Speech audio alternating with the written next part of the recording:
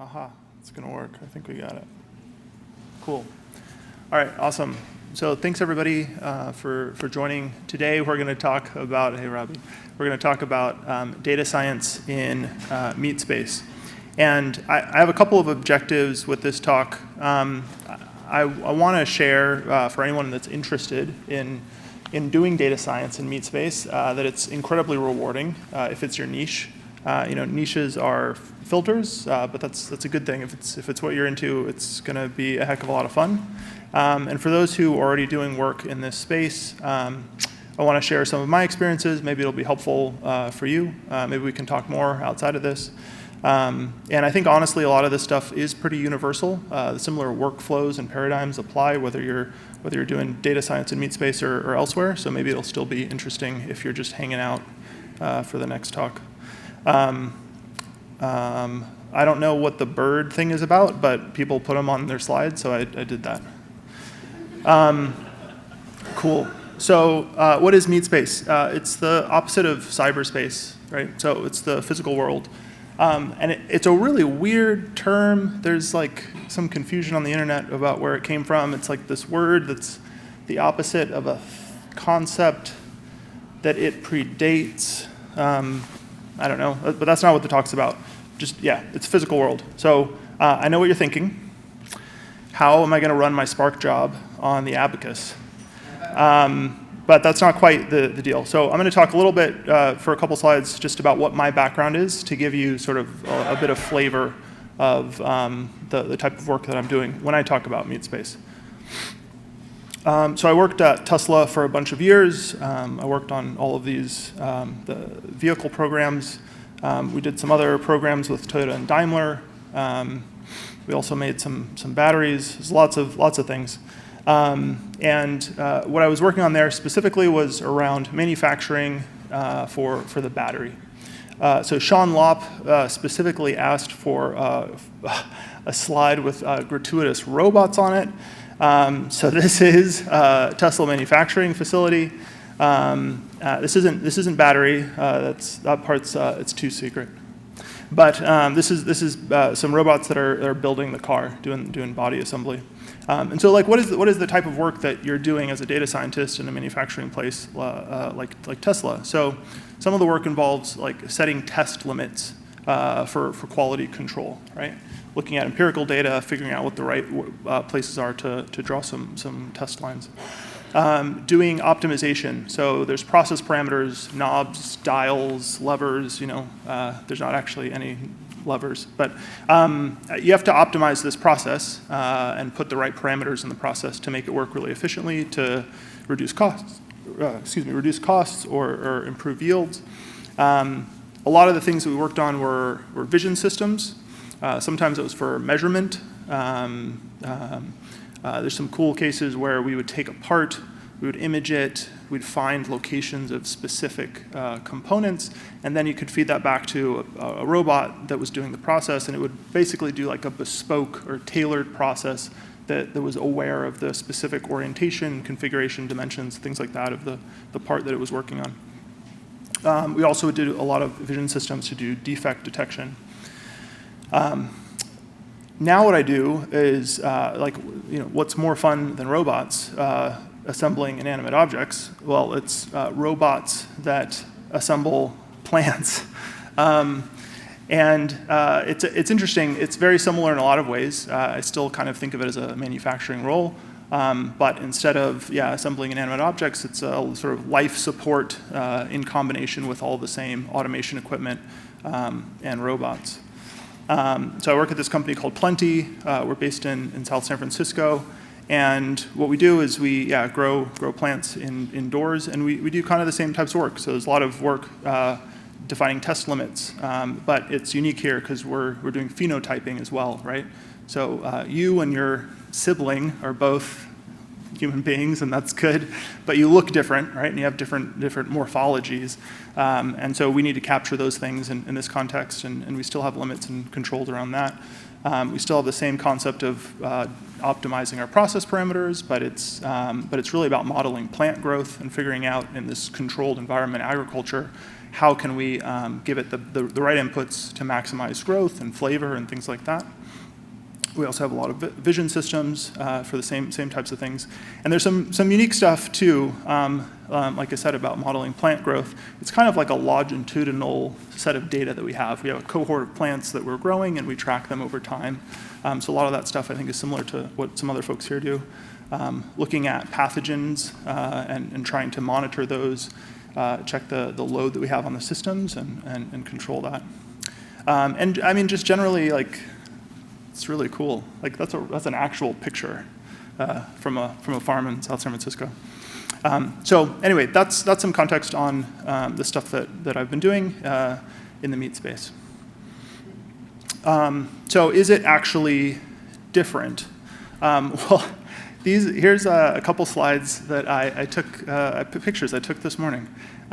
This is the escalator that's right outside this door, and it's broken. That's a thing in Meatspace. This is a picture from my window in the hotel. Does anyone guess what's happening in this picture? Yeah, they're filling in the tiles that are not on the wall anymore. So presumably they fell to the sidewalk below. That's kind of terrifying. But yeah, those are some of the challenges that come from the Meatspace. So systems age and degrade, and their behaviors change over time. They fall to the sidewalk.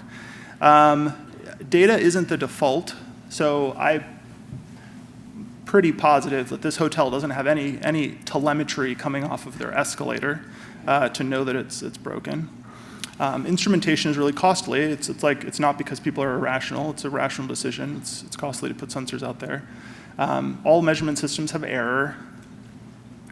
You don't know what's in your environment. You can't list it out.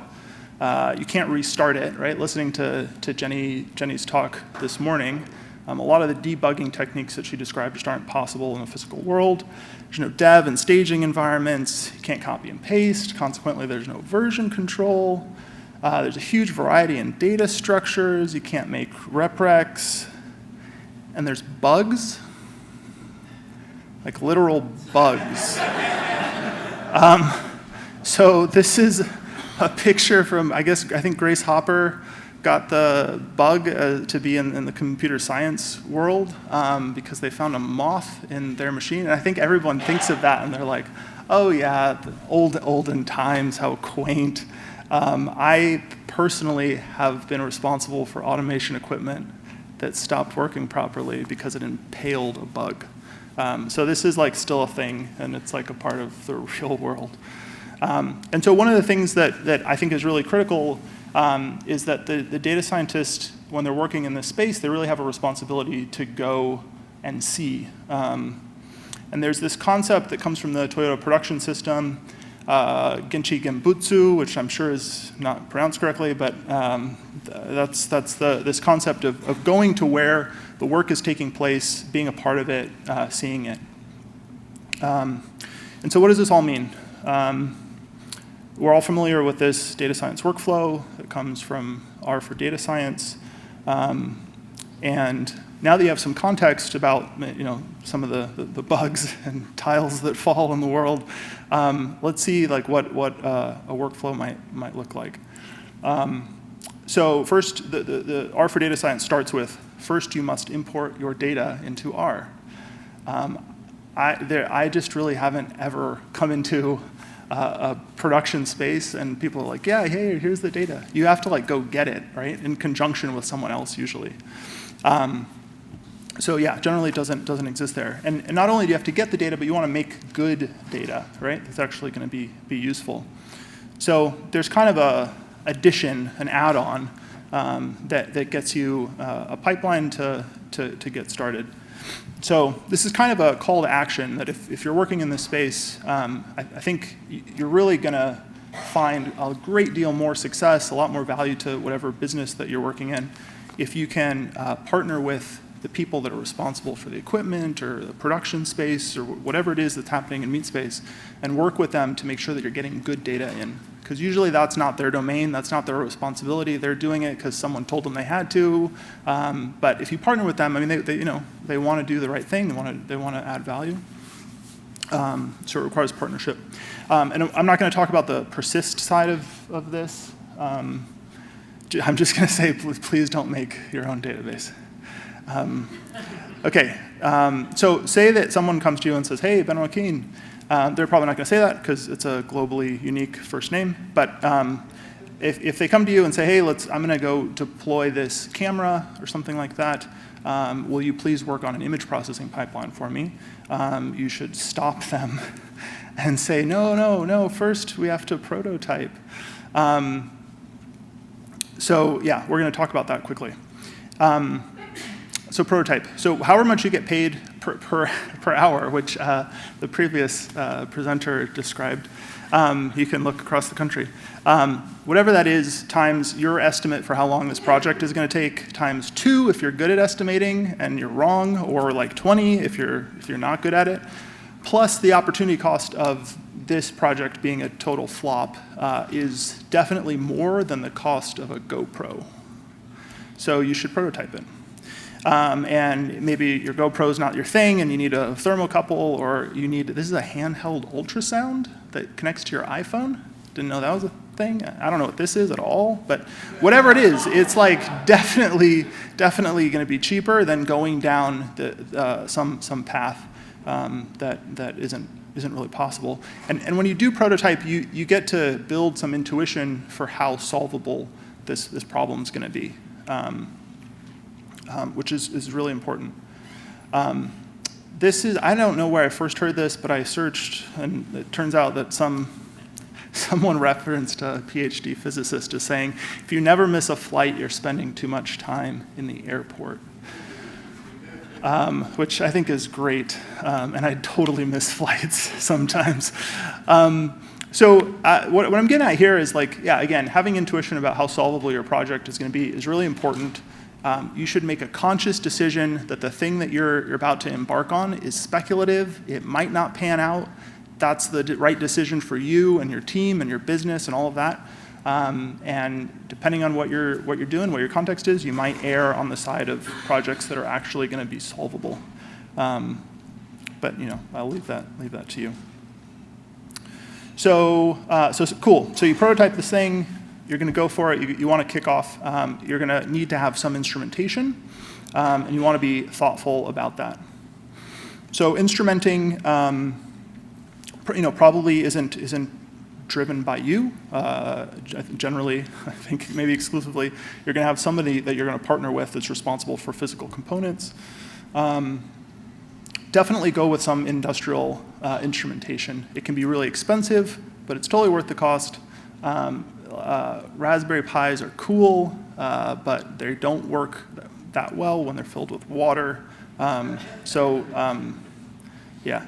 don't do that. Integration costs often dominate projects. So if you're going to have to deploy new types of sensors or instrumentation in the future, try to think about that. Pick a platform that is going to be scalable appropriately with the work that you can anticipate. And always remember that measurement systems have to capture the signal that you're going to use. I've totally seen this happen many times. Someone gets a sensor, they plug it in, hey, now let's measure whatever it is, and we're going to control on it, but the resolution of that sensor just doesn't include the signal that you actually need. And hopefully you will figure that out from prototyping. So just because you found gold in dirt doesn't mean you can turn dirt into gold. My friend and colleague Will Bishop says this. Sounds like he's around. You're not an alchemist. You're not a magician. So so keep that in mind. And make sure that you communicate that to other people, because lots of people think that you are a magician or an alchemist. So here's a really cool example of us doing this really successfully. So imagine that you want to take a measurement from the bottom of the plant to the first leaf on the shoot. And that process, I mean, typically, again, the default is that there's not instrumentation out there. So someone is physically holding that plant and physically taking a measurement device to it. And then they maybe like type it down or something like that. So something that we've done that's been really successful is, okay, cool, somebody wants to move that into a digital space. So we're going to take a picture of the plant, and then we get the person to take that measurement from the picture. And what that does is it means you have to align the resolution necessary for that person to then do the task has to be in the picture in order for them to execute on that successfully. And so that can be a good paradigm to do that. And I think there's similar parallels in other applications as well. So calibration. Calibration is also really critical. So let's talk about that quickly. There's tons and tons of great content in the world about this, but you want to quantify your measurement system error. Every measurement system has error. You have no clue. Like if you wanted to characterize the room temperatures, the temperatures in this room, whatever device you're going to use is going to have error. You need to understand what that is and what the caveats are. I would consider using a derived metric. So yeah, again, let's take the temperature in this room. It has some set point, right? There's a thermostat here somewhere that's trying to achieve a specific temperature. If you wanted to have an alert be thrown on the HVAC system performing out of spec, don't set that limit on the actual temperature. Set it as a margin on the set point. So again, there's lots and lots of great content in the world about that. And then consider having a standard data model for your data. If you work with a lot of temperature data, you might want to have your own standard system or structure for that data, so that different instrumentation approaches you take, different suppliers, you can merge all of that stuff and plug it into a constant approach, which you then can work on sort of agnostic of how you got that data to begin with. And if you do all these things, I think there's an opportunity to create a virtuous cycle, right? Where you're then collecting good data in the Meatspace, you're able to put it into a database that you didn't create, and then you import that stuff, you go through your data science workflow, you build understanding, and then that has the ability to feed back into additional instrumentation and changes that might be made out in the real world. And yeah, I want to thank my team. I've worked with a bunch of really tremendous people. Will, Derek, Dana, who just gave a talk on scales, so you missed it, but you should definitely watch it. Chris, Sasha, Nico, Nate, and my wife, Corey. Thanks.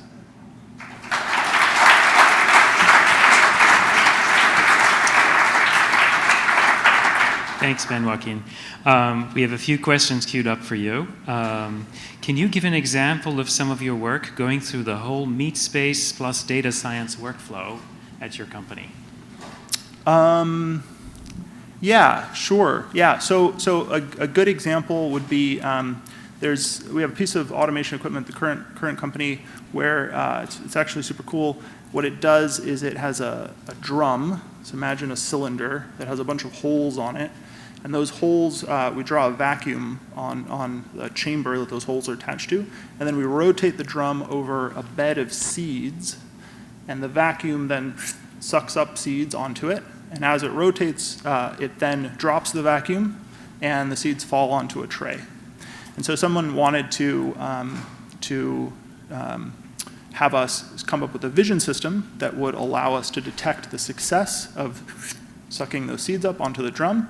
And we said, yeah, sure, that sounds like a cool idea, but please go take a GoPro and stick it out there and tell me if you can actually do that yourself. And what we got into there was that they hadn't thought about the fact that they actually cared a lot about the quantity of seeds that it sucked up.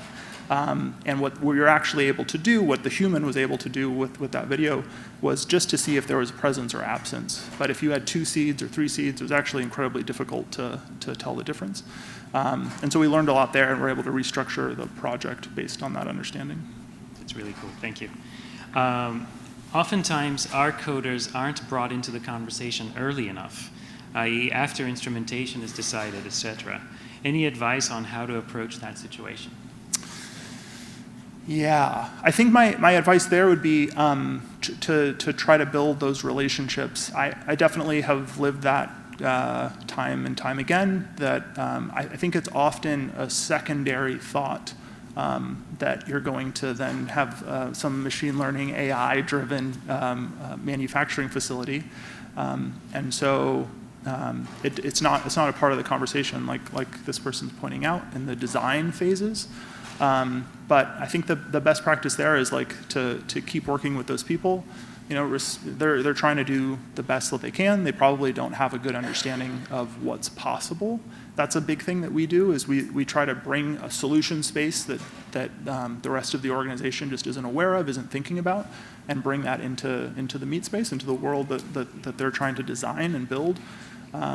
And yeah, I think you can iterate through that and make it clear that if we want to have the types of whiz-bang things that people want, it needs to be designed in and thought about at the beginning phase. Thank you.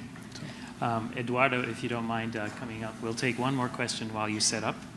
How do you switch to a career in Meatspace if your background is all in tech/virtual spaces? Well, you can talk to me because we're hiring, especially if you're interested in computer vision. I think that the reality is that we were talking today, there was a bird of feathers for manufacturing folks, and there's not a great community out there. So maybe we need to build that up. There's a number of companies that do things like manufacturing. That's where I have the most experience.